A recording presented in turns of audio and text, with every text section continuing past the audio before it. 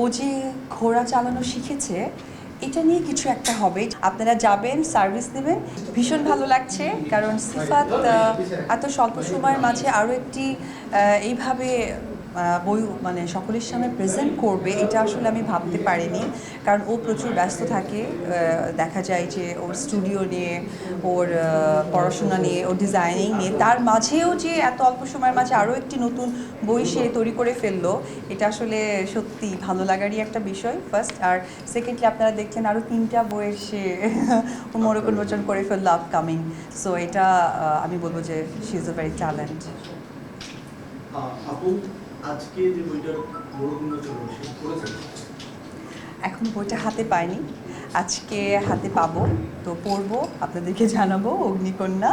তবে যতটুকু জানি ও যে ঘোড়া চালানো শিখেছে এটা নিয়ে কিছু একটা হবে, যেটা সোশ্যাল মিডিয়াতে আমি শুনেছি এবং ওর মুখ থেকে কিছুটা আন্দাজ নেওয়া। অপু আপু তো ইদানিংকাল নায়িকা বাহিনীর ব্যবসায়ী, সেই জায়গা থেকে এই যে অগ্নিকন্যা বইটা নতুনভাবে বই প্রমোশনের কিন্তু সিস্টেমটাই কোনোরকম ছিল, যেগুলো একটু বা সিফাত আপু যেগুলো বই কোনোভাবে প্রমোশন হয়, সেই জায়গা থেকে এই প্রমোশনটা কীভাবে দিচ্ছে? সিফাত তো আমি মনে করবো যে ও টোটালিটি ট্যালেন্ট, ওর সব কিছুর মধ্যেই নতুনত্ব রাখে, তো এই জন্যই আসলে ও সিফাত নুসরাত। তো এটা আসলে আলাদাভাবে বলার কিছু নেই। আর ব্যবসায়ী কথাটা বলে খুবই ভালো হলো।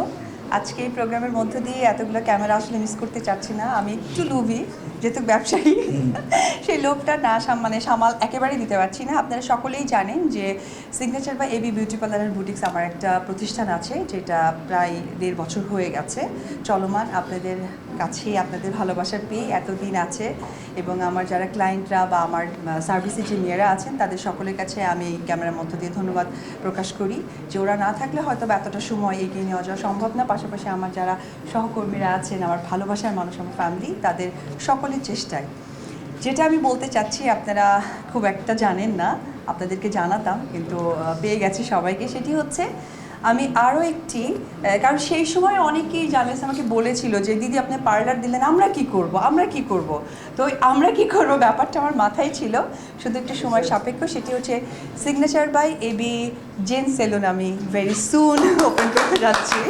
তো এখানে যারা সাংবাদিক ভাইয়েরা আছেন তাদের সকলকে আমার স্যালনে আমন্ত্রণ।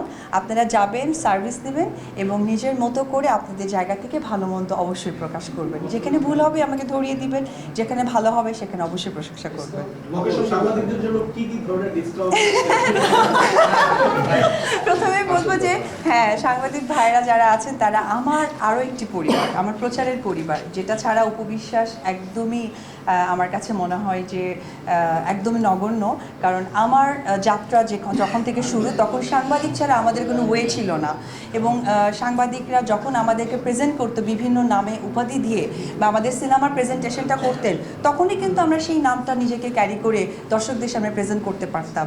তো এখনকার দিনে যেটা হয়ে গেছে যে নাম নিজেরাও তৈরি করতে পারে, করে দেয়, এবং সাংবাদিকদেরকে অনেক সময় একটু হেয় করে, কিন্তু এটা আমার না দৃষ্টিকটু লাগে। কারণ আমি অনেক বছর ধরে কাজ করছি, তো আমি জানি যে সাংবাদিক ভাই বোনেদের গুরুত্ব এবং মূল্যায়নটা কতটুকু।